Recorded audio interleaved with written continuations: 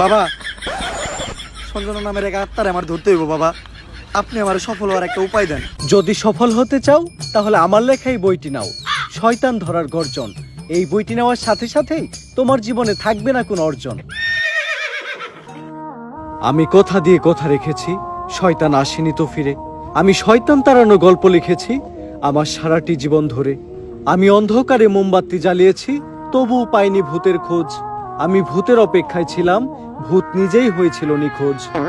শয়তান ধরার গর্জন, পৃষ্ঠা নাম্বার চুদলিংপং। বাবা, এটা তো মন্ত্র না, ছন্দ কইলেন। মার্কেটে আপাতত ছন্দই চলে। বাবা, বইটা একটা আমারও লাগবো। দাম কত এটার? মাত্র 1000 টাকা। 1000 টাকা দিয়ে আর কিনুম? 1000 টাকা হাতে নিয়ে ভূতের ডাক দিলে ভূত নিজেই চালতে লেগে পড়বো। 1000 টাকা এই বইয়ের দাম, এই বইয়ের বিশেষত্ব কি?